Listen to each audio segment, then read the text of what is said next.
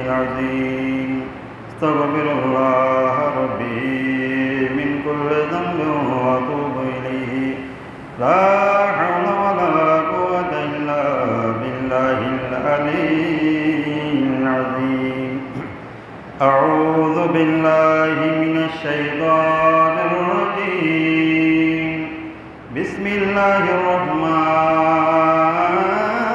الرحيم الحمد لله رب العالمين والصلاة والسلام على أشرف الأنبياء والمرسلين وعلى آله وصحابه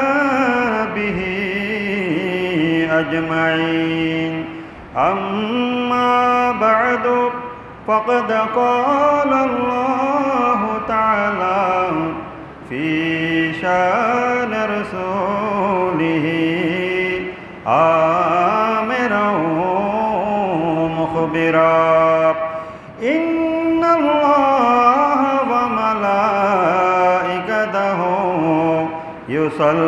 يصلون على النبي يا أيها الذين آمنوا صلوا عليه وسلموا تسليما صلى الله على سيدنا محمد وآله وصحبه وسلم صلى الله على سيدنا محمد وآله وصحبه وسلم صلاة دنيا رسول الله عليكم سلام يا حبيب الله خیال ماں سوا دل سے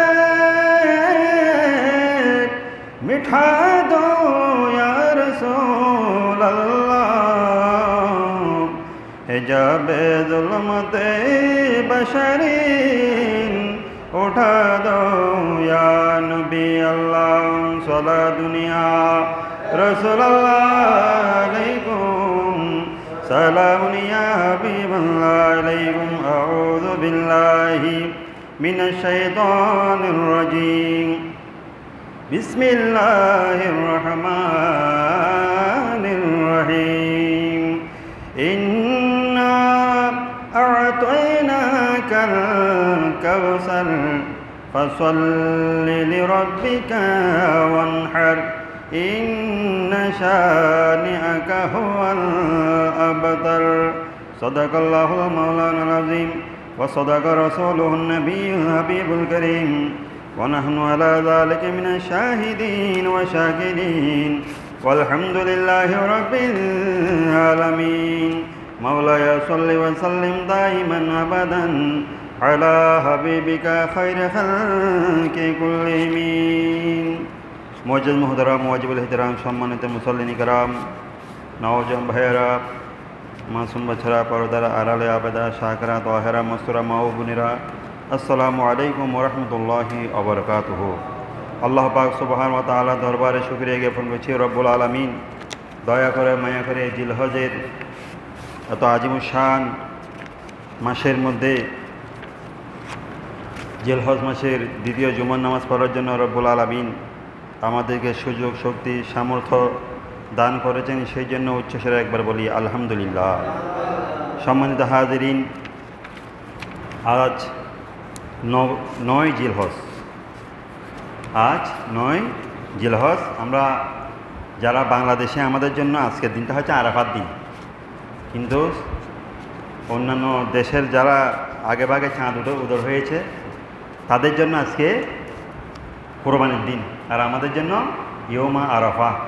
অত্যন্ত গুরুত্বপূর্ণ একটা দিন, গুরুত্বপূর্ণ একটা সময়, যেই সময়ের প্রত্যেকটা সেকেন্ড প্রত্যেকটা মুহূর্তের মধ্যে দোয়া করলে আল্লাহ দরবারে দোয়া কবুল হয়। উচ্চস্বরে বলুন আমিন। হাদিসে পাকের মধ্যে আছে ইয়ৌমা আরাফা, অর্থাৎ আরাফার দিন। আমাদের জন্য আজকে হচ্ছে আরাফার দিন। এই আজকের দিনে রোজা রাখলে নাকি সম্পূর্ণ 1 বৎসর রোজা রাখার সমপরিমাণ সওয়াব আল্লাহ পাক সুবহানাহু ওয়া তাআলা ওই ব্যক্তির আমলনামায় দান করেন। উচ্চ আওয়াজ দিয়ে বলুন আলহামদুলিল্লাহ। তদুপরি কোরবানের মতো আজিম শান ফজিলত, আজিম শান এবাদত আমাদের জন্য তো আছেই, যেটা হচ্ছে ওয়াজিব। সম্মানিত হাজিরিন, কোরআনের মধ্যে এবং হাদিসে পাকের মধ্যে অসংখ্য আয়াত এবং হাদিস রয়েছে কোরবানির ফজিলত সম্পর্কে। যেহেতু কোরবান আমাদের মাঝে আসন্ন, আগামীকাল ইনশাআল্লাহ আমাদের কোরবান 10ই জিলহজ আমাদের পবিত্র কোরবানি, সেই জন্য আমরা সময় যতটুকু রয়েছে আমরা কিছু মাসালে জানবো আর কিছু ফাজাইল কোরবান সম্পর্কে জানবো ইনশাআল্লাহ। সম্মানিত হাজিরিন, এই কোরবানির ইতিহাস আপনারা জানেন। আজকের একদিন, দুই দিন বা 1 বছর 1 যুগ, এই কিছুদিন সময়ের মধ্যে এর কোরবানের আবিষ্কার হয় নাই। কোরবানি এটা আবিষ্কার হয়েছে, কোরবানি এটা আল্লাহর ইসলামের মধ্যে প্রচলন করেছেন শুধু হজরতে আদম আলাইহিস সালাতু ওয়াস সালামের যুগ থেকে। আপনারা জানেন হাবিল এবং কাবিল এই দুজন আদম আলাইহিস সালামের সন্তানদের মধ্যে একটা ঘটনা নিয়ে যখন তাদের একটা বিধান নিয়ে যখন তাদের মধ্যে মনোমালিন্য হয়ে গেল, তারা যখন আদম আলাইহিস সালামের বিধান এবং আল্লাহর বিধান যখন তারা কাবিল কি করেছিল না, উনি মানতেছিলেন না, তখন আল্লাহ বললেন যে আমি একটা তোমাদের কোরবানির ব্যবস্থা করে দেব, যার কোরবান কবুল হয়ে যায় সেই কি করবে, হযরত আদম আলাইহিস সালাম যেটা ফয়সালা দিবেন, সেটা গ্রহণ করবেন। কিন্তু দেখা গেল কোরবানি কবুল হয়ে গেল হযরতে কাবিল আলাইহিস সালাতু ওয়াস সালাম, হাবিল আলাইহিস সালাম, কাবিলের কোরবানি কবুল হয়নি। কিন্তু উনি মানতে নারাজ, বলছেন আমি এই বিধান মানি না। বিধানটা কোরবানিটা হযরত হাবিল আলাইহিস সালামের কোরবানি কবুল হয়ে গেল, কিন্তু কাবিলের কোরবানি কবুল হলো না। এই কোরবানির ইতিহাস আপনারা দেখবেন হযরতে আদম আলাইহিস সালাম যুগ থেকে হয়েছে, হযরতে ইব্রাহিম আলাইহিস সালামের যুগে এসে এর পরিপূর্ণতা লাভ করলো। উচ্চ আওয়াজ দিয়ে বলুন আলহামদুলিল্লাহ। কোরবানিটা আল্লাহর কাছে এতই পছন্দ যে উনি যুগে যুগে কালে অনেক পয়গম্বর আলাইহিস সালাতু ওয়াস সালামদেরকে কোরবানির মাধ্যমে কি করেছেন, পরীক্ষা নিয়েছিলেন। তদুপরি কোরবানি নিয়েছিলেন আমাদের নবী হযরত মুহাম্মদ মুস্তাফা সাল্লাল্লাহু আলাইহি সাল্লামের আব্বাজান হযরত আব্দুল্লাহ আলাইহিস সালামকে নিয়েও। ওনার আব্বাজান হযরত আব্দুল মুত্তালিব যখন নিয়ত করেছিলেন যে জমজম কূপ যখন ভরাট হয়ে গিয়েছিল, উনি নিয়ত করেছিলেন আমার যদি 11 জন সন্তান হয়, আমার একজন সন্তানকে আমি কি আল্লাহর পথে কি দিব, কোরবানি দিয়ে দিব। সেটাও আল্লাহ দরবার কবুল হয়ে গেল। উনি যখন স্বপ্নের মধ্যে দেখালেন যে আপনি বলেছিলেন 11টা সন্তান হলে আপনি কোরবানি দিবেন, আপনি এখনো পর্যন্ত কোরবানি দিলেন না, তখন উনি স্বপ্নের মধ্যে দেখে উনি খুব কর্তব্য বিমূঢ় হয়ে গেলেন। কি করবেন, দিশাহারা হয়ে গেলেন যে আল্লাহর সাথে আমি মান্যত করেছিলাম, ওয়াদা করেছিলাম যে আমার একজন সন্তান দিব, কিন্তু আল্লাহ বারবার আমাকে স্বপ্নে দেখাচ্ছেন। কিন্তু শেষ পর্যন্ত দেখা গেলেন আল্লাহর পথেই উনি কি করলেন, লটারির মাধ্যমে কোরবানি দিলেন। লটারির মাধ্যমে কোরবানি যেভাবে হোক আল্লাহ দরবারে সেই কোরবানিটা কি হয়ে কবুল হয়ে গেল। চাওয়া দিব না আলহামদুলিল্লাহ। সম্মানিত হাজির, সময় সংক্ষেপ, সেই জন্য আমি লম্বা ঘটনার দিকে যাচ্ছি না। আমি এতটুকু বলতে চাই, কোরবানি এমন একটা জিনিস, উদহিয়া যেটাকে বলা হয় আরবিতে, কোরবান আল্লাহর জন্য বিসর্জন দেওয়া, এটা আল্লাহর কাছে অত্যন্ত পছন্দনীয়। আল্লাহ যুগে যুগে খালাকের নবী আলাইহিস সালাম ও আউলিয়ায়ে কেরাম, সাহাবায়ে কেরাম, শুহাদায়ে কেরাম, সবার যারা আল্লাহর নিকটবর্তী হয়েছিলেন প্রত্যেকজন থেকে আল্লাহ কোরবানির পরীক্ষা নিয়েছিলেন। উচ্চ আওয়াজ দিয়ে বলুন আলহামদুলিল্লাহ। সুতরাং আমরা উম্মতে মুহাম্মদ হিসেবে আমরা তো তাদের মতো জান মাল কোরবানি দিতে পারি না। আমরা একটা পশু হলেও আল্লাহ দরবার কি দিতে হবে, কোরবানি দিয়ে আল্লাহ সন্তুষ্ট অর্জন করার জন্য চেষ্টা করতে হবে। আমরা সামর্থ্যবান হলেও আমাদের উপর যদি কোরবানি ওয়াজিব হয়ে যায়, তাহলে আমরা একটা পশু দিয়ে হলেও আল্লাহর নৈকট্য অর্জন করার জন্য আমাদের চেষ্টা করতে হবে। আমরা তো হযরতে ইব্রাহিম আলাইহিস সালামের মতো সন্তান দিয়ে কোরবানি দিতে পারবো না। আমরা তো হযরতে আব্দুল মুত্তালিবের মতো সন্তান দিয়ে কোরবানি দিতে পারবো না। আমরা তো হযরতে হাবিল আলাইহিস সালামের মতো কোরবানি দিতে পারবো, নিজের জীবন দিয়ে নিজেকে কোরবানি দিতে পারবো না। আমরা অন্তত পক্ষে আমরা আমাদের একটা সুন্দর একটা পশু দিয়ে হলো আল্লাহর সন্তুষ্টি অর্জন করতে হবে, যেহেতু আল্লাহর কাছে এটা অত্যন্ত পছন্দনীয়। সম্মানিত হাজিরিন, সুতরাং এই কোরবানি আমাদের মাঝে তশরিফ এনেছেন। আমরা কোরবানির কিছু মাসালাও জানবো ইনশাআল্লাহ, কিছু ফজাইল আল্লাহ পাক সুবহানাহু ওয়া তাআলা কোরআনের মধ্যে ইরশাদ ফরমাচ্ছেন, ইন্না আ'তাইনাকাল কাউসার, হে রাসূল নিশ্চয় নিশ্চয় আমি আপনাকে কাউসার, হাউজে কাউসার নামক একটি কূপ, একটি পানির নহর আপনাকে কি দিয়েছি, উপহার দিয়েছি। উচ্চ আওয়াজ দিয়ে বলুন আলহামদুলিল্লাহ। সুতরাং আমি আপনাকে মকামে মাহমুদের মতো সর্বশ্রেষ্ঠ একটা জায়গার মধ্যে আসীন করেছি, সর্বশ্রেষ্ঠ মর্যাদা আপনাকে দিয়েছি, এবং মকামে মাহমুদ সহ হাউজে কাউসারের মতো এত আজিম শান ফজিলতপূর্ণ একটা হাউস, একটা পানির নহর আপনাকে উপহার দিলাম।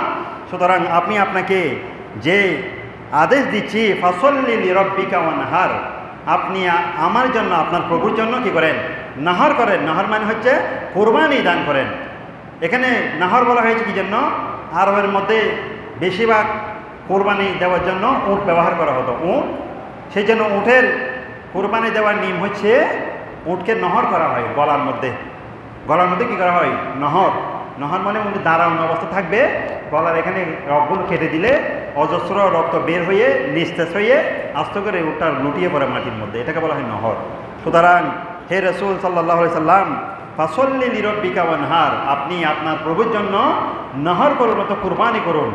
উচ্চ আওয়াজ দিয়ে বলুন আলহামদুলিল্লাহ।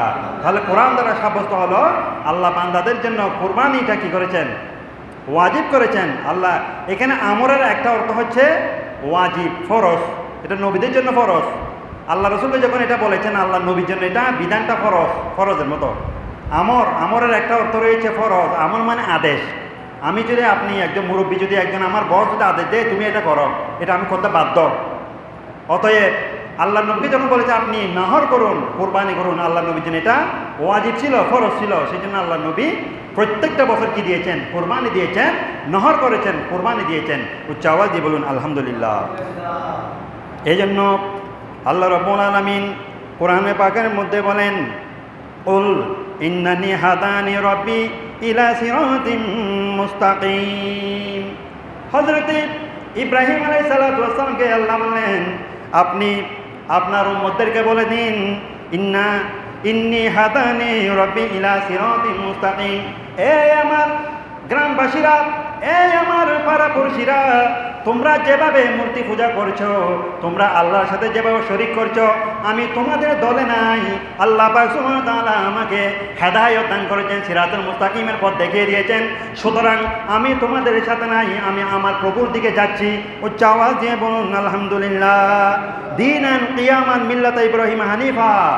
এখানে বলছেন যে আল্লাহ রাব্বুল আমাকে এমন একটা দিন দিয়েছেন, কিয়ামান, প্রতিষ্ঠিত একটা দিন, যে দিনটা মিল্লাতা ইব্রাহিম হানিফা, যে দিনের উপর হযরত ইব্রাহিম আলাইহিস সালাম প্রতিষ্ঠিত ছিলেন। উচ্চ আওয়াজ দিয়ে বলুন আলহামদুলিল্লাহ। সুতরাং আল্লাহ যেহেতু আমাকে সিরাতুল মুস্তাকিমের পথ দেখিয়েছেন, আল্লাহ যেহেতু আমাকে হেদায়েত দান করেছেন, সুতরাং আল্লাহ হযরত ইব্রাহিম আলাইহিস সালামকে যেই আদেশটা দিয়েছিলেন, সেই আদেশটা আমাদের নবী হযরত মুহাম্মদ মুস্তাফা সাল্লাল্লাহু আলাইহি ওয়াসাল্লামকে দান করেছেন। উচ্চ আওয়াজ দিয়ে বলুন আলহামদুলিল্লাহ। কি বলেছেন হযরতে রাসূলুল্লাহ সাল্লাল্লাহু আলাইহি ওয়াসাল্লাম, আল্লাহর নবী হযরত ইব্রাহিম সাল্লাম বলেছেন, ওয়ামা কানা মিনাল মুশরিকিন, আমি মুশরিকদের অন্তর্ভুক্ত নই। আমি তোমাদের মতো আল্লাহর সাথে শিরক করতে পারবো না, আমি তোমাদের মতো মূর্তি পূজা করতে পারবো না, আমি তোমাদের মতো অগ্নি পূজা করতে পারবো না, আমি তোমাদের মতো গাছ পূজা, বাঁশ পূজা, বট গাছ পূজা, বিভিন্ন রকম অগ্নি পূজা এগুলো করতে পারবো না। যেহেতু আল্লাহ রাব্বুল আলামিন আমাকে একটা সিরাতুল মুস্তাকিমের পথ দেখিয়েছেন। উচ্চ আওয়াজ দিয়ে বলুন আলহামদুলিল্লাহ।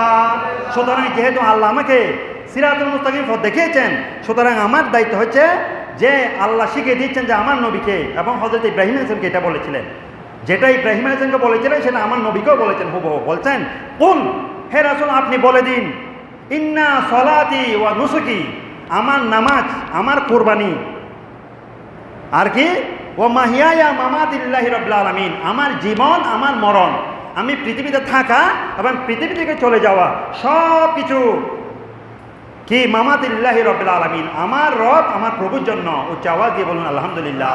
সুতরাং যেহেতু আমার জীবনটা আমি আল্লাহর জন্য দিয়ে দিয়েছি, আমার জীবন, আমার মরণ, আমার কোরবানি, আমার নামাজ, প্রত্যেকটা জিনিস আল্লাহর জন্য।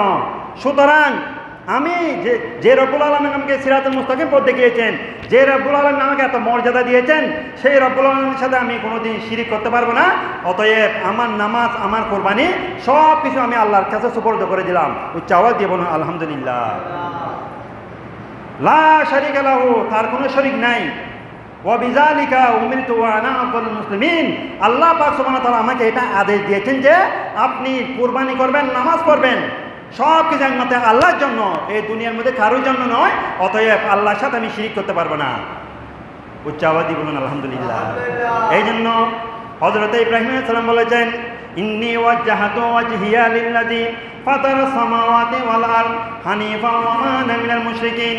এ আমার জগৎবাসীরা, আমার এলাকার বাসীরা, আমার পাড়াপড়শিরা, ইন্নী ওয়াজ্জাহাতু, আমি আমার জীবন মরণ, আমার চেহারা আমি আল্লাহর দিকে ঝুঁকে দিয়েছি, সঁপে দিয়েছি। ইন্নী ওয়াজ্জাহাতু ওয়াজহিয়া লিল্লাযী ফাতারাস সামাওয়াতি ওয়াল আরদ, তিনি আসমান এবং জমিনের মালিক। ওয়া মা কানা মিনাল মুশরিকিন, আমি তোমাদের মতো মুশরিক নয়, আমি তোমাদের অন্তর্ভুক্ত নয়। উচ্চ আওয়াজ দিয়ে বলুন আলহামদুলিল্লাহ। সুতরাং যেহেতু আল্লাহ আমাকে হেদায়েত দিয়েছেন, আল্লাহ আমাকে ইসলামের মধ্যে কি করেছেন, দাখিল করেছেন, আল্লাহ আমাকে মুসলমান করেছেন, আল্লাহ আমাকে নামাজ পড়ার সুযোগ দিয়েছেন, আল্লাহ আমাকে কুরবানি করার সুযোগ দিয়েছেন। অতএব আমি তোমাদের অন্তর্ভুক্ত নয়, আমার সব কিছু একমাত্র আল্লাহর জন্য। উচ্চ আওয়াজ দিয়ে বলুন আলহামদুলিল্লাহ। এই জন্য কি জন্য বলেছেন জানেন এই কথাটা? এই যে আমরা কোরবানি দিব, যা কিছু দিই, নামাজ পড়ি, রোজা রাখি, হজ করি, জাকাত দিই, কুরবানি করি, প্রত্যেকটা জিনিস একমাত্র আল্লাহর জন্য হতে হবে। এই জন্য বারবার বলছেন ওয়া মা কানা মিনাল মুশরিকিন এবং ইন্না সলাতি ওয়া নুসুকি ওয়া মাহিয়াই মামাতিল্লাহি রাব্বিল আলামিন, আমার জীবন মরণ নামাজ আমার সব কিছু আল্লাহর জন্য। এটা এই জন্য শিখিয়ে দিচ্ছেন যে হে ইব্রাহিম, তোমার কোনো কর্মকাণ্ডে যেন আমি রব্বুল আলামিনের জন্য শিরিক, আমি রব্বুল আলামিনের মাঝে এবং তোমার মাঝে কোনো শিরিকের যাতে গন্ধ পাওয়া না যায়, সেই জন্য আমি তোমাকে বারবার এই কাজটা, এই কথাটা শিখিয়ে দিচ্ছি। উচ্চ আওয়াজ দিয়ে বলুন আলহামদুলিল্লাহ। সুতরাং আমাদের সামর্থ্য অনুযায়ী আমরা যদি একটা ছাগল, একটা গরু, একটা ছাগল, দোব্বা, বেড়া, উট, যার যে সামর্থ্য অনুযায়ী আমরা যা কিছু আমরা কোরবানি করি না কেন, যা কিছু দান সৎকার করি না কেন, সেটা হতে হবে একবার লিল্লাহি লিওয়াজহিল্লাহ, আল্লাহর জন্য হতে হবে। এখানে আল্লাহ এবং বান্দার মাঝখানে যাতে কোনো শিরকিয়ত, কোনো অংশীদারিত্ব যাতে এসে না যায়, সেটার জন্য বারবার আল্লাহ নবীকে এবং হযরত ইব্রাহিম আলাইহিস সালামকে এই বিষয়ে তাগিদ দিয়েছেন। উচ্চ আওয়াজ দিয়ে বলুন আলহামদুলিল্লাহ। সুতরাং আমাদের নাম, যশ, খ্যাতি, টাকা পয়সা এগুলোর জন্য যাতে আমাদের কোরবানি না হয়, সেদিকে আমাদেরকে খেয়াল রাখতে হবে। এবার আসুন আমরা হাদিসের ভিত্তিতে আল্লাহ রাসূল সাল্লাল্লাহু আলাইহি ওয়াসাল্লাম কোরবানি সম্পর্কে কী বলেছে একটু জেনে নিই। জলিল কদর সাহাবী হযরতে আবু হুরায়রা বলেন, আন আবি হুরায়রাতা আন রাসূলিল্লাহি সাল্লাল্লাহু আলাইহি সাল্লাম, আল্লাহর নবী জলিল কদর সাহাবী হযরতে আবু হুরায়রা বলেন, ক্বালা রাসূলুল্লাহি সাল্লাল্লাহু আলাইহি সাল্লাম, আল্লাহ রাসূল সাল্লাল্লাহু আলাইহি সাল্লাম বলেন, মান ওয়াজাদা সাআতান, যে ব্যক্তি কুরবানি পেয়ে গেল, কুরবানির সময় পেয়ে গেল, সাআত মানে সময়, কোরবান যে ব্যক্তি পেয়ে গেল, 10ই জিলহজ যে পেয়ে গেল, সামর্থ্য অনুযায়ী তার তখন কি আছে, ফালাম ইউদাহি, সে কোরবানি দিল না, সামর্থ্য থাকার পরেও কোরবানি দিল না, কোরবানি তার মধ্যে এসে গেল, 10ই জিলহজ এসে গেল, এসে যাওয়ার পর সামর্থ্য থাকার পরেও ওই ব্যক্তি কোরবানি দেয় নাই, তার জন্য কঠোর হুঁশিয়ারি বাণী আল্লাহ নবী বলছেন, ফালা ইয়াকরাবান্না মুসাল্লানা, আমার ওই উম্মত যেন কখনো অন্যান্য মুসলমানেরা কোরবানি নামাজ যেখানে আদায় করে, যে ঈদগাহের মধ্যে নামাজ আদায় করে, আমার ওই বদবক্ত উম্মত যাতে ওই ঈদগাহের আশেপাশেও তার কাছেও না যায়। উচ্চ আওয়াজ দিয়ে বলুন নাউজুবিল্লাহ। কত বড় হুঁশিয়ারি বাণী! যার উপর কোরবানি খরচ হয়েছে, ওয়াজিব হয়েছে, এবং সামর্থ্য থাকার পরেও কোরবানি দেয় নাই, কি দরকার কোরবানি টাকা পয়সা খরচ করার? এরকম বলে সামর্থ্য থাকার পরেও কোরবানি দিল না, একটা ছাগল দিয়ে হলেও কোরবানি দিল না, এক অংশের মধ্যে শরিক হয়েও হলেও কোরবানি দিল না, ফালা ইউদাহি, কোরবানি দিল না, ফালা ইয়াকরাবান্না মুসাল্লানা, সেই যাতে আমাদের মুসাল্লা অর্থাৎ আমাদের ঈদগাহের আশেপাশেও না আসে, অর্থাৎ সেই যাতে নামাজ পড়তে না আসে মুসলমানের মধ্যে। দেখেন কঠোর হুঁশিয়ারি বাণী। আল্লাহ রসুল বলছেন যে কোরবানি ওয়াজিব হওয়ার পরে কোরবানি দেয় নাই, সেই যাতে আমাদের মুসল্লি আমাদের মসজিদের আশেপাশেও না আসে নামাজ পড়ার জন্য, ঈদগাহের আশেপাশেও না আসে, সেই জন্য মুসল্লা থেকে দূরে থাকে, ঈদগাহ থেকে দূরে থাকে। সুতরাং আমাদের উপর যাদের উপর কোরবানি ফরজ ওয়াজিব হয়েছে, আমরা অবশ্যই কী করতে হবে, এক অংশের মধ্যে হলেও শরীক হতে হবে, একটা ছাগল দিয়ে হলেও কিনতে হবে, কোরবানির মধ্যে শরীক হতে হবে। এরপরে আল্লাহ রসুলের একজন জলিল কদর সাহাবী আন আবি যায়েদ ইবনে আরকাম, হযরত আবি যায়েদ ইবনে আরকাম বলেন, কলা তিনি বললেন কলু ইয়া রাসূলুল্লাহ হাযাল উদহিয়া ইয়া রাসূলুল্লাহ ইয়া হাবিবাল্লাহ, আমাদের জন্য কুরবানিটা কি জিনিস, এটা কি জন্য আমাদের জন্য এসেছেন, এই বিধানটা আমাদের জন্য আল্লাহ কি জন্য দিয়েছেন, আমাদের একটু খুলে বলেন। মা হুয়া, এটা কি জিনিস, কেন আমরা কুরবানি করব, কেন আমাদের উপর কুরবানি ওয়াজিব করা হয়েছে? আল্লাহ রাসূল বললেন কলা তিনি বললেন সুন্নাতা আবিকুম ইব্রাহিম আলাইহিস সালাম, এ আমার উম্মত, এ আমার সাহাবায়ে কেরামরা, তোমাদের উপর যে কুরবানি ওয়াজিব করা হয়েছে এটা তোমাদের পূর্ববর্তী নবী মুসলমানদের কি পিতা, মুসলমানদের পিতা হযরতে ইব্রাহিম আলাইহিস সালাতু ওয়াস সালামের সুন্নাত। উচ্চ আওয়াজ দিয়ে বলুন আলহামদুলিল্লাহ। অর্থাৎ যে কুরবানি তোমাদের উপর ওয়াজিব করা হয়েছে এটা তোমাদের আদি পিতা হযরতে ইব্রাহিম আলাইহিস সালাম, মুসলমানদের আদি পিতা হযরতে ইব্রাহিম আলাইহিস সালামের সুন্নাত। তো বললেন কলু, তারা বললেন মা লানা ফিহি, ইয়া রাসূলুল্লাহ আমরা কুরবানি করব, ঠিক আছে, এই কুরবানির মধ্যে আমাদের জন্য কি আছে, আমাদের জন্য কি সওয়াব, আমাদের জন্য কি পুণ্য, আমাদের কি ফজিলত? তখন আল্লাহ রাসূল বললেন কলা বিকুল্লি শারাতিন হাসানা, এই আমার সাহাবায়ে কেরামরা, তোমরা যারা কোরবানি করবে তোমাদের কোরবানির পশুর মধ্যে চামড়ার মধ্যে যতগুলো লুম রয়েছে, ক্যাশ রয়েছে, ওই প্রত্যেকটা ক্যাশের পরিবর্তে আল্লাহ পাক সুবহানাহু ওয়া তাআলা তোমাদের আমলনামার মধ্যে এক একটা নেকি দান করবেন। উচ্চ আওয়াজ দিয়ে বলুন আলহামদুলিল্লাহ। অর্থাৎ একটা গরুর চামড়ার মধ্যে কতগুলো ক্যাশ আছে আমরা কি কম্পিউটার দিয়ে কখনো গণনা করে দেখেছি? হাজার হাজার লক্ষ লক্ষ কি হতে পারে চামড়ার মধ্যে ক্যাশ হতে পারে। যতগুলো ক্যাশ রয়েছে ততগুলো সওয়াব আমলনামার মধ্যে, কোরবানি দাতার আমলনামার মধ্যে আল্লাহ দান করবেন। উচ্চ আওয়াজ দিয়ে বলুন আলহামদুলিল্লাহ। আর কি কলু ওয়াসু, আর চুল, চুলের সম্পর্কে কি বলবেন? চুলের, গরুর মাথার মধ্যে তো চুল আছে, মাথার মধ্যে দেখবেন চুলগুলো লম্বা লম্বা, মানুষের মধ্যে চুল। বলছেন ও বিকুল্লি শারাতিন ইয়ানি হাসানা, প্রত্যেকটা চুলের পরিবর্তেও আল্লাহ পাক সুবহানাহু ওয়া তাআলা সওয়াব দান করবেন। উচ্চ আওয়াজ দিয়ে বলুন আলহামদুলিল্লাহ। আরও অসংখ্য হাদিস রয়েছে, ইনশাআল্লাহ আগামী কাল সকালে যদি সময় থাকে বলবো। সম্মানিত হাজিরিন, তাহলে দেখা যায় কোরআন এবং হাদিসের ভিত্তিতে কুরবানির অত্যন্ত ফজিলত রয়েছে। সুতরাং আমাদের যাদের উপর সামর্থ্য রয়েছে, আমরা সারাটা বছর হয়তো আল্লাহর জন্য আমরা কোরবানি করতে পারি না, এক বছর নিয়ত করে আমাদের উপর কোরবানি যদি ওয়াজিব হয়ে থাকে আমরা অবশ্যই কি দেবো, কোরবানি দিয়ে থাকবো। আর যদি না দিয়ে আমরা আল্লাহ রাব্বুল আলামিন যে ফজিলত দান করেছেন সেটা থেকে মাহরুম হব এবং আল্লাহ রসুলের হাদিসের বিরুদ্ধাচরণ হবে। আমাদের জন্য উম্মত হিসেবে আল্লাহ রসুলের হাদিসের কি হবে, বিরুদ্ধাচরণ হবে। আল্লাহ রসুলের বিধানের, কোরআনের বিধানের এবং আল্লাহর বিধানের পরিপন্থী কাজ হবে এবং এটা আল্লাহর অসন্তুষ্টির কারণ হবে। সুতরাং আমরা অবশ্যই চেষ্টা করবো। সম্মানিত হাজিরিন, আমরা কিছু মাসালায় দেখে চলে যাই, কিছু মাসালা জানা দরকার আছে। আমরা কম বেশি সবাই কুরবানি করে থাকি, কিন্তু মাসালা সম্পর্কে আমরা না জানার কারণে হয়তো প্রত্যেক বছর শুনি, আমরা অনেক সময় শোনার পরেও ভুল হয়ে যায়। সেই জন্য আমরা যাতে কষ্ট করে টাকা খরচ করে নিজের মাল ব্যয় করে আমরা কোরবানি দিচ্ছি, এই কোরবানি যাতে বৃথা না যায়, সামান্য ভুলের কারণে যাতে কোরবানি বরবাদ হয়ে না যায়, সেজন্য আমরা কিছু কোরবানি মাসালা সম্পর্কে জানবো। প্রথমে জানবো আমরা কোরবানি কার কার উপর ওয়াজিব হয়।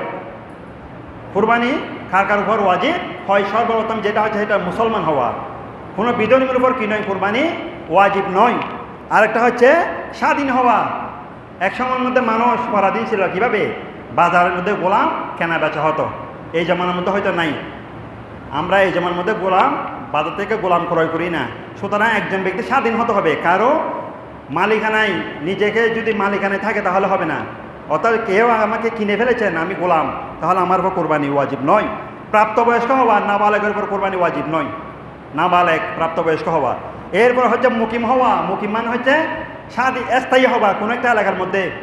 একজন মনে বিদেশ থেকে হঠাৎ করে এখানে এসেছেন কালকে কোরবানি, উনি এখানে হচ্ছেন মুসাফির, একদিনের জন্য, 2 দিনের জন্য, 3 দিনের জন্য এসেছেন, 15 দিনের জন্য, উনি মুসাফির, উনার উপর কোরবানি ওয়াজিব নয়। উনি যদি কোটিপতিও হয় তবু ওনার উপর ওয়াজিব নয়। উনি চাইলে দিতে পারেন, কিন্তু ওনার উপর কি নয়, কোরবানি ওয়াজিব নয়। এরপর হচ্ছে সাহেবের নিসাব হওয়া। একজন মানুষের কাছে 7.5 তোলা স্বর্ণ অথবা 52 তোলা রূপার সমপরিমাণ সম্পদ ওনার কাছে কোরবানির দিনে, কোরবানি যেদিন দেবে সেদিন মজুদ থাকতে হবে। 1 বছর পর্যন্ত থাকা কি নয়, 1 বছর জাকাতের মালের মতো 1 বছর থাকতে হবে না।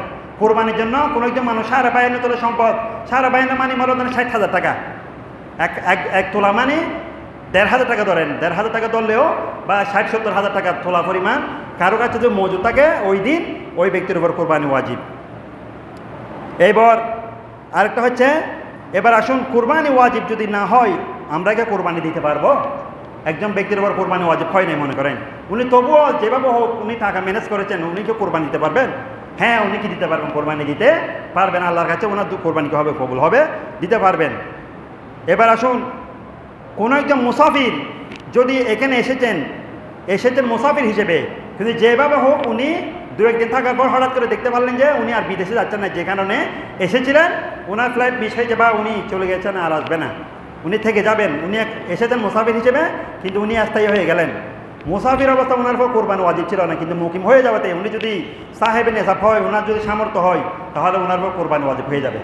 অথবা একজন মুকিম, এখানে ওনার উপর কোরবানি ওয়াজিব ছিল, উনি যে কোনো কারণে বিদেশের মধ্যে চলে গিয়েছেন মুসাফির হিসেবে, এখানে যদিও বা কোরবানি ওয়াজিব ছিল, বিদেশের মধ্যে চলে যাওয়ার কারণে কোরবানির দিন উনি এখন মুসাফির হয়ে গেছেন, এখন ওনার উপর আর কোরবানি কি নয়? ওয়াজিব নয়। উনি চাইলেই দিতে পারেন, কিন্তু না দিলে গুনাহগার হবেন না। এবার আরেকটা মাসলা হচ্ছে স্ত্রী ও সন্তানদের পক্ষ থেকে কোরবানি। আমরা অনেকে আমাদের পরিবারের প্রধান, যেহেতু আমি বাবা, আমি বড় ভাই, মনে করেন আমার পরিবারে আমার আন্ডারে আমার ভাই বোন, ছোটো ভাই বোনেরা আছেন বা অন্যান্যরা আছেন, ওনাদের পক্ষ থেকে, স্ত্রীর পক্ষ থেকে, সন্তানের পক্ষ থেকে আমি কোরবানি দিলেও এটা কি ওয়াজিব আদায় হবে কিনা? তাহলে আপনার সন্তানেরা যদি স্ত্রীর পর স্ত্রী আলাদা কোরবানি ওয়াজিব, সন্তানের পর সন্তানের আলাদা কোরবানি ওয়াজিব, আপনার পর আপনার কোরবানি আলাদা ওয়াজিব। আপনি যদি চান নিজের পক্ষ থেকে এবং পরিবার পক্ষ থেকে দিলে ওনাদের অনুমতি নিয়ে তাহলে আদায় হয়ে যাবে। আর যদি আপনি ওনাদের কোরবানি ওনাদের সামর্থ্য হওয়ার পরেও দিতে পারবেন, আপনি যদি না দেন আপনার স্ত্রী সন্তানের জন্য কোরবানি না দেওয়ার কারণে আপনি কি হবেন না? গুনাহগার হবেন না। সুতরাং আপনি দিতেও পারবেন ওনাদের জন্য, আবার না দিলে কি হবে না? গুনাহগার হবেন না। আপনার পক্ষ থেকে আপনি দিলে আপনার টা আদায় হয়ে যাবে। এবার আসুন, যৌথ ব্যবসায় কোরবানির হুকুম কি? আমি মনে করেন যৌথ একটা ব্যবসা করি, একটা শিল্প কারখানা রয়েছে, যৌথ ব্যবসার মধ্যে 3 জন শেয়ার রয়েছে। 3 জন শেয়ারের মধ্যে কেউ যদি যৌথ ব্যবসার মধ্যে একজনে যদি কোরবানি আদায় করে ওই ব্যবসা প্রতিষ্ঠানের সম্পদ থেকে, তাহলে 3 জনের আদায় হয়ে যাবে নাকি আলাদা আলাদা দিতে হবে? এটা মাসালাটা হচ্ছে যৌথ ব্যবসা করলে এখানে 3 জন যদি থাকেন শরিকদার, ওই 3 জনকে আলাদা আলাদা কোরবানি দিতে হবে। আপনার যেহেতু আমি একজন, আপনি একজন, আপনি একজন, 3 জনে এই ব্যবসা প্রতিষ্ঠান চালাচ্ছি, আপনার উপর আপনার আলাদা ওয়াজিব কোরবানি, আপনার ওয়াজিব আলাদা, আমার উপর আমার আলাদা, 3 জনকে আলাদা আলাদা কোরবানি দিতে হবে, একজন দিয়ে দিলে হবে না। এবার আসুন, পশু ক্রয় করার দ্বারা কি কোরবানি ওয়াজিব হয়ে যায়? আপনি একটা কোরবানির পশু ক্রয় করেছেন, ক্রয় করার সাথে সাথে কি আপনার উপর কোরবানি ওয়াজিব হয়ে যাবে? হ্যাঁ, তাহলে দেখা যায় আপনি একটা পশু ক্রয় করেছেন, তাহলে পশু ক্রয় করার সাথে সাথে আপনার উপর কি কোরবানি ওয়াজিব হয়ে যাবে।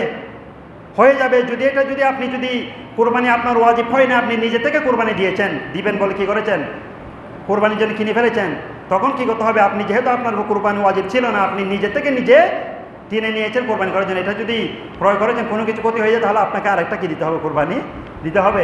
এটা শরীয়তের মাসালা। কিভাবে? আপনার উপর ওয়াজিব ছিল না, আপনি নিজেই কোরবানি দিতে চেয়েছিলেন, সেই জন্য আপনার উপর শরীয়তে বলছেন যদি কোরবানি ক্রয় করেন ওইটা আপনাকে কোরবানি দিতে হবে। যদি আপনি মাসালাটা পরে আসবে, আপনি যদি চান যে আপনার এই কোরবানির গরুটা আপনি কি করে দিবেন, বিক্রি করে দিবেন, একটা জিনিস ক্রয় করেছেন, এটা হয়তো আপনার ভালো লাগতেছে না, কোরবানি আরেকটা নিতে চাচ্ছেন, তাহলে শরীয়তের মাসালা হচ্ছে আপনি যদি এটা 1 লক্ষ টাকা দিয়ে কিনেন, আপনাকে আবার 1 লক্ষ টাকা দিয়ে একটা কিনতে হবে। আপনি 1 লক্ষ টাকা দিয়ে নিয়ত করেছেন কোরবানিটা বিক্রি করে আপনি 50,000 টাকা নিয়েছেন, আপনার কোরবানি কি হবে না? ঠিক হবে না। আপনাকে বেশি টাকা দিয়ে নিতে হবে। 1 লক্ষ টাকা নিয়েছেন, প্রথমে এটা বিক্রি করে দিয়েছেন, বিক্রি করে দিলেও আপনাকে 1 লক্ষ টাকার সমপরিমাণ অথবা বেশি টাকা দিয়ে নিতে হবে। আপনি কম টাকা দিয়ে নিলে আপনার কোরবানি কি হবে না? ওই যে নিয়তের মধ্যে গোলমাল হয়ে গিয়েছে, আপনার শয়তান হয়তো আপনাকে অসহায় দিয়েছে, এত বড় গরু কোরবানি দেওয়ার দরকার নাই। মানুষে বলেছেন আপনি বাজারে গিয়ে আবার বিক্রি করে আপনার 50,000 টাকার একটা ছাগল কিনে নিয়ে এসেছেন, তাহলে আপনার মনের মধ্যে গরমিল হওয়ার কারণে আপনার কোরবানিটা আদায় হবে না। বিক্রি করেছেন ঠিক আছে, আপনাকে বেশি দাম দিয়ে কিনতে হবে অথবা সমপরিমাণ টাকা দিয়ে কিনতে হবে, কম কিনলে হবে না। এবার আসুন, অন্যের পক্ষ থেকে অনুমতি ছাড়া কোরবানি করলে কোরবানি আদায় হবে কিনা? মনে করেন আপনার পরিবারের মধ্যে আপনি কোরবানি আপনার উপর ওয়াজিব হয়েছে, আপনার ভাইও রয়েছে, আপনি আপনার ভাইকে না বলে ওনার পক্ষ থেকে কোরবানি কি করে যে আদায় করে দিয়েছেন, না বলে অনুমতি না নিয়ে এরকম কোরবানি আদায় করে দিলে হবে না, শরীয়তের মাসালা। আপনি অনুমতি নিতে হবে। আপনার পায়ে যদি সামর্থ্যবান হয় এবং ওনার পরে যদি কোরবানি ওয়াজিব হয়, আপনি ওনার থেকে অনুমতি নিতে হবে, তোর পক্ষ থেকে আমি কোরবানি আদায় করে দিব, করবো কি না এরকম জিজ্ঞেস করতে হবে। যদি বলে করে দেন তাহলে আপনার কোরবানি আদায় হবে। আর যদি বলছেন না আমি নিজে নিজে করবো, আপনাকে করতে হবে না। এরপরে ওয়াজিব কোরবানি দ্বারা ইসালে সওয়াবের উদ্দেশ্য করা যায় কিনা। আপনার কোরবানি ওয়াজিব হয়েছে, আপনি এই কোরবানি দ্বারা ইসালে সওয়াব, অনেকে আমরা ফাতিহা দিই না, অনেকে আমরা কোরবানি দ্বারা মা বাবার কি করি ফাতিহা দিই, কোরবানি দ্বারা আমরা কি করি আত্মীয় স্বজনের ফাতিহা দিই, থেকে ফাতিহা দেন মসজিদের মধ্যে ইসালে সওয়াব করা যাবে না। শরীয়তের মাসলা হচ্ছে কোরবানির পশুর মধ্যে আপনি ফাতিহা দিলে মুরব্বি কারামদের ইসালে সওয়াব করা যাবে, কোনো সমস্যা নাই। আপনি মা বাবা আত্মীয় স্বজন যারা কবরবাসী হয়ে গেছে তাদের জন্য কোরবানির গরুর মাংস ফাতিহা দিয়ে তাদের রূহ মধ্যে সওয়াব রেসালাত করতে পারবেন, এটা শরীয়তের মাসালা। এরপরে কোরবানির মধ্যে হুজুর সাল্লাল্লাহু আলাইহি সাল্লামের নামে কোরবানি দেওয়ার বিধান কি। আমরা যদি একজন ব্যক্তি যদি একাই কোরবানি করে থাকি, পরিবারের সদস্যদের যাদের নাম দিয়েছি তাদের নাম দেওয়ার পরেও যদি কি করে থাকে এই অংশ থাকে, তাহলে আল্লাহর নবীর নামে কি দিতে হবে আমাদেরকে একটা কোরবানি দেওয়া। এটা সুন্নাত, ওয়াজিব না হলে সুন্নাত। যেহেতু আল্লাহর নবী জীবদ্দশায় সারাটা জীবন উনি কোরবানি দিয়েছেন, একটা নিজের পক্ষ দিয়েছেন আর একটা উম্মতের জন্য দিয়েছেন। চাওয়া দিয়ে বলবেন আলহামদুলিল্লাহ। প্রত্যেকটা হাদিসের মধ্যে আছে আল্লাহর নবী যখনই কোরবানি দিতেন বিসমিল্লাহি এটা বলতে চাই এটা আমার জন্য এবং আমার উম্মতে মুহাম্মদ যারা কিয়ামত পর্যন্ত আসবে তাদের জন্য এই কোরবানি। তাহলে আমরা উম্মত হয়ে যেই নবী আমাদের জন্য কোরবানি দিতে গিয়ে আমাদের কথা বলেননি, তো আমরা কোরবানি দেওয়ার সময় আমরা যদি একটা গরু কিনি, সেখানে যদি 5 ভাগ 6 ভাগ যদি আমাদের পরিবারের সদস্যদের নাম দিই, তাহলে একটা ভাগ আল্লাহর নবীর নামে কি দিব, আমরা কোরবানি দিব। সেটার জন্য আমাদের কোরবানিটা আল্লাহর কাছে আর গ্যারান্টেড হবে।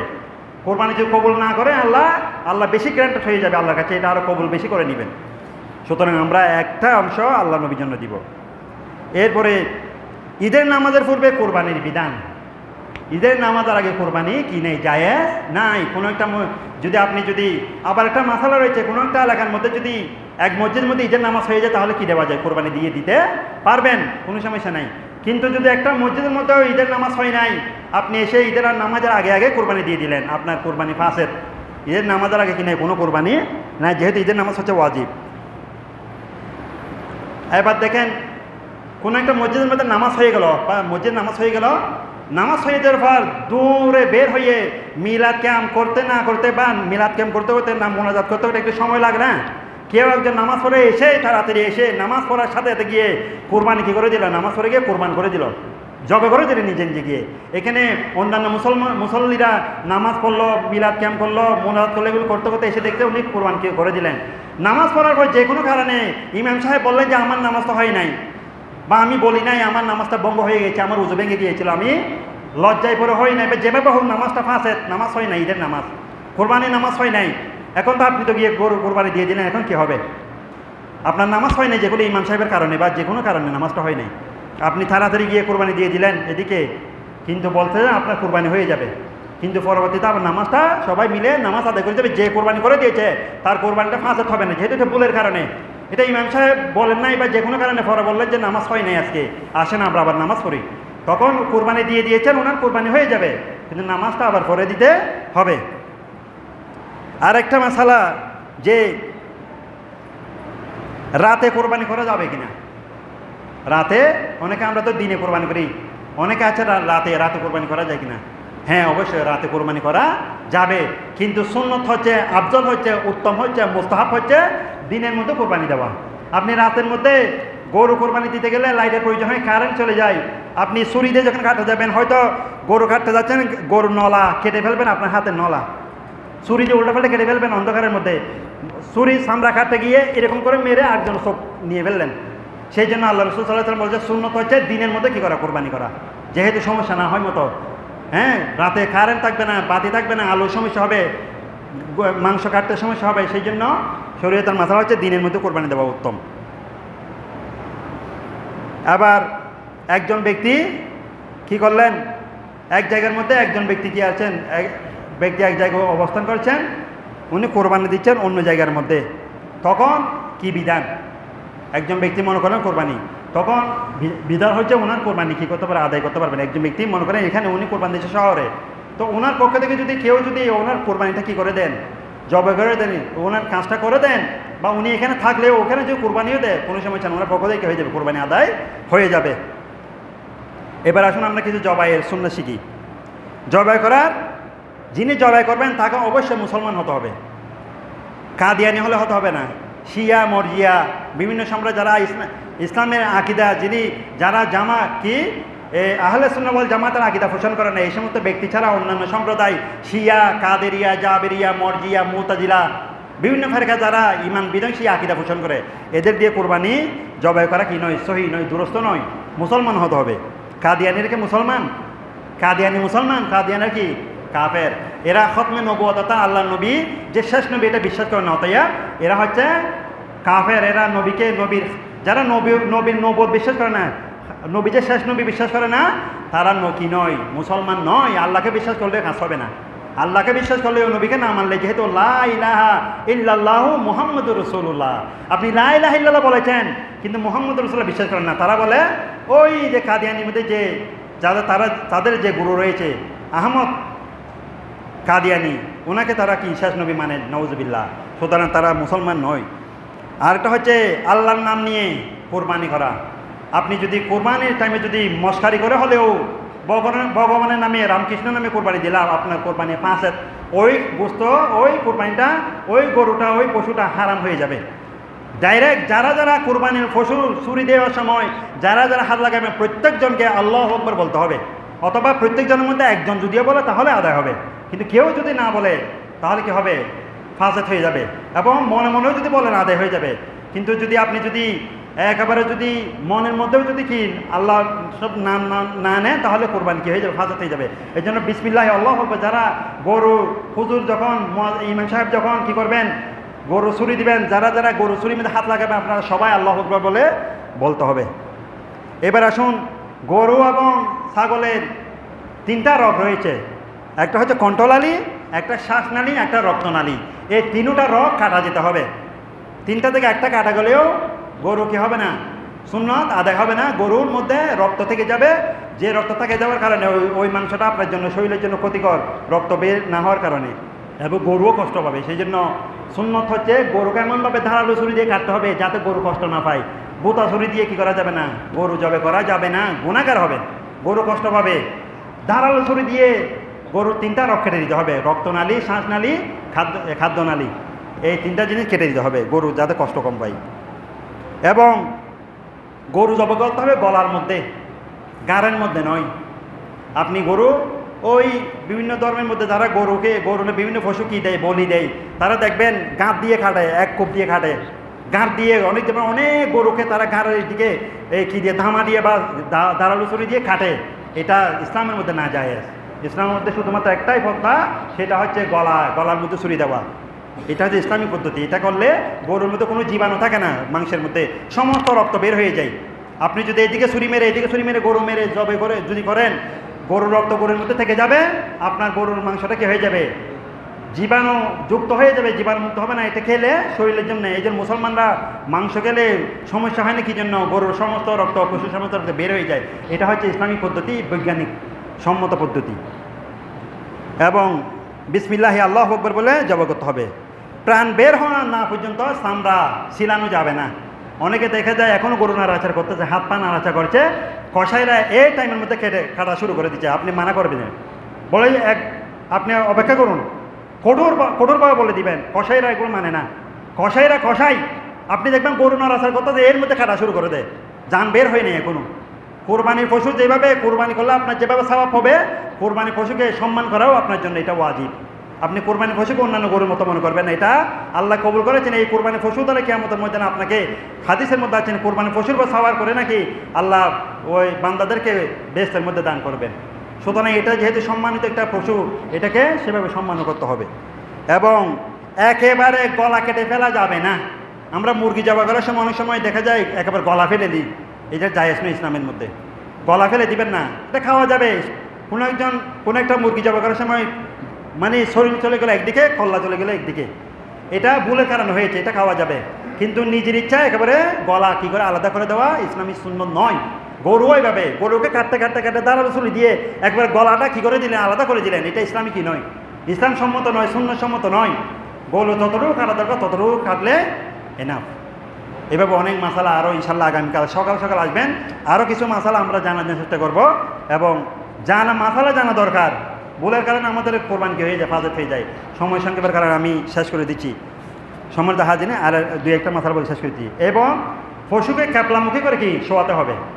ক্যাপলামুখী শোয়া মানে আপনার পশুকে মাথাটা থাকতে হবে উত্তর দিকে, পাটা থাকতে হবে, লেজটা থাকতে, মাথা থাকতে হবে দক্ষিণ দিকে, পাটা থাকতে হবে কোন দিকে, উত্তর দিকে। এবং এভাবে করলে পাগুলো পশ্চিম দিকে করে দিবেন। তারপর গলা করলে অটোমেটিক গরুর গলাকে হয়ে যাবে, মাথা ক্যাপলামুখী হয়ে যাবে। জবাইয়ের পূর্বে পানি খাওয়ানো, আমরা গরুকে জবাইয়ের পূর্বে সকাল থেকে উঠলে কিছু খানা খাওয়াবো, খানা খাওয়াতে হবে। একেবারে অনেকে বলে এই তো 9টা বাজে জবা করে দেবে, আর কিছু খাওয়ানোর দরকার কি, এটা বলবেন না। এটা হলে গরুর সাথে আপনি কি করবেন, অনেক খামারে রয়েছেন গরুকে সকালবেলা উঠে খাবার দেয়, তো আপনি এই গরুকে খাবার দিলেন না, গরু ওই টাইমে তো খাবার খোদা লেগেছে, খাবার না দেওয়ার কারণে গরু বদুয়া করবে। এটা গরুর কোরবানির সাথে কি করলো, এটা আচরণটা ভালো হবে না। সেই জন্য সকালে উঠে খাবার খাওয়াবেন, কোরবানি দেওয়ার আগে একটু পানি খাওয়াবেন, এটা সুন্নাত। এরপর হচ্ছে পশুকে টেনে হিচড়ে যেখানে জবাই করবেন সেখানেই ফেলবেন। অনেকে দেখে যায় গরু কোরবানি দিবে ওখানে ফেলবে, ওখানে গরুর মতো লেজকে ধরে টানতে টানতে ওখানে আনে, গরুকে কাচ্ছিত করে এইভাবে করে কষ্ট দেয়, এটা জায়েজ নেই। যেখানে কোরবানি দিবেন সেখানেই ফেলবেন, সেখানেই গর্ত করবেন, তাহলে গরুকে টানে হিচড়ে করতে হবে না। আর হচ্ছে দাঁড়ার চুলি ব্যবহার করে। আরও